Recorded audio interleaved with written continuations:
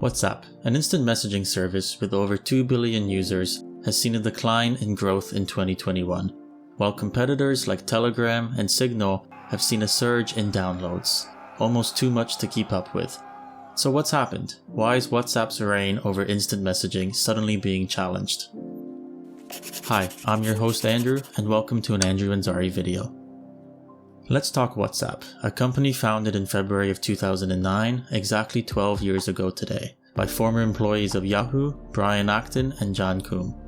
By 2014, WhatsApp became the world's most popular messaging app, with more than 600 million users. This obviously must have caught the attention of social media giants at the time, and in that same year was actually bought by Facebook, in what was, and still is, one of the largest tech acquisitions ever. A staggering $22 billion price tag once everything was finalized. Some thought it to be too high for a messaging app, especially considering it was incurring a net loss of well over $200 million at the time. Now, that's not to say there wasn't a good reason for all this. From 2014 onwards, WhatsApp continued its rapid growth. By early 2016, WhatsApp reached 1 billion users, and stated that they had completed adding end-to-end encryption on all forms of communication. Fast forward to the present day, WhatsApp has now acquired over 2 billion users. With reach to more than 180 countries and over 65 billion messages sent on a daily basis, it is safe to say that WhatsApp has asserted its global dominance as the king of messaging apps. So what exactly happened? What events led to the rise of WhatsApp's competitors? How does this affect you, the user, and what does the future hold for messaging apps? It was made clear before 2014 that while WhatsApp has the users, it had no clear plan on how to monetize its platform. This is where Facebook stepped in, and very soon started making the first steps to monetizing, gathering quite a bit of attention along the way. In 2017, the EU Commission fined Facebook 110 million euros for misleading them during the 2014 takeover by falsely claiming it was technically impossible to automatically combine user information with Facebook and WhatsApp. However, in the summer of 2016, WhatsApp had begun sharing user information with its parent company, allowing information such as phone numbers to be used for targeted Facebook advertisements.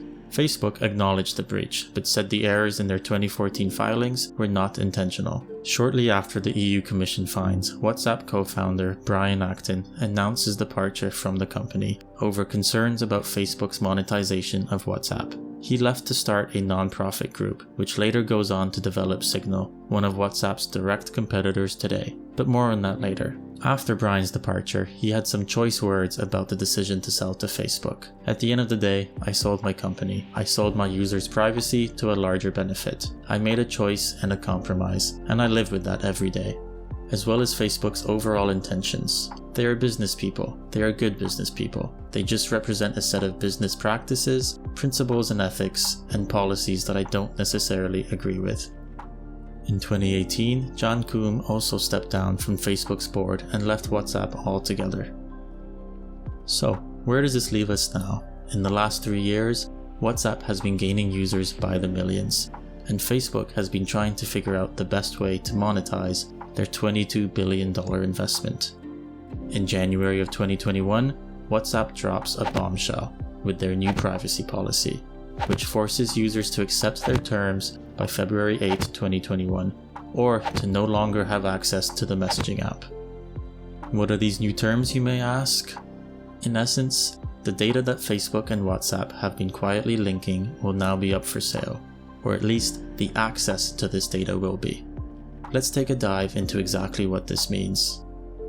Based on WhatsApp privacy policy, the company says it collects user information to operate, improve, support, and market our services. In practice, this means that WhatsApp shares a lot of intel with Facebook, including account information like your phone number, logs of how long and how often you use WhatsApp, information about how you interact with other users, device details like IP address, operating system, browser details, battery health information, and so on. Payment details and location information are also all fair game to share with Facebook. WhatsApp has been adamant to point out that their end-to-end encryption on all forms of personal communication will remain as such, encrypted. meaning no one's going to know what you texted. Only users' messages with businesses on WhatsApp may not have that same protection.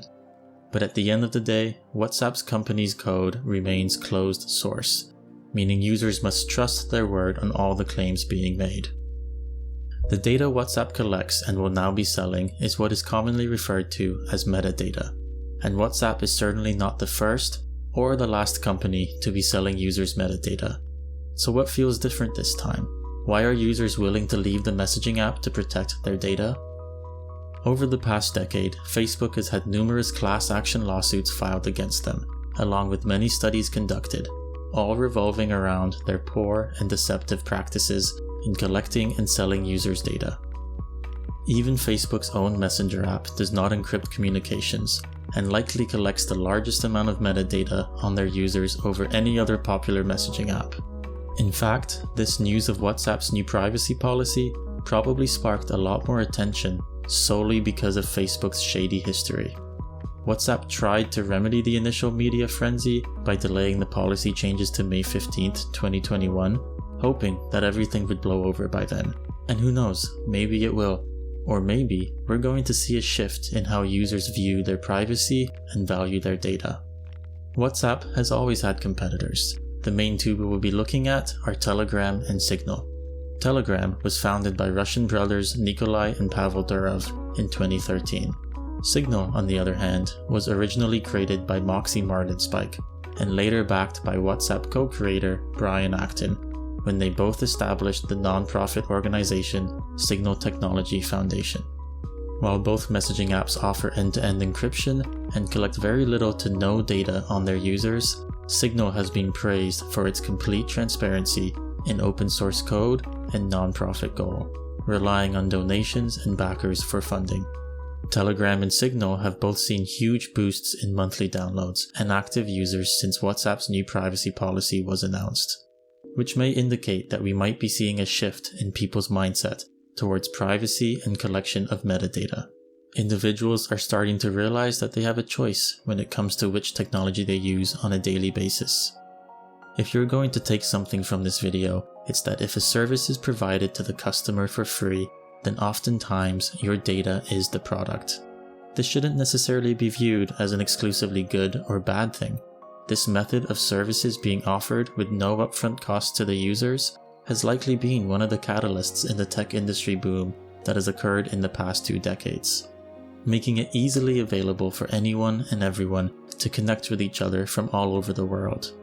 What this should do, though, is make you stop and think about what might be happening in the background, what you might be agreeing to when you scroll past the entire terms and conditions section just to hit I accept at the end. As the saying goes, you get what you pay for, and in this instance, you didn't pay anything, but you gave up your privacy, which entitles these companies to profit from their service however they see fit, just as you, the user, are entitled to choose which service you join or leave.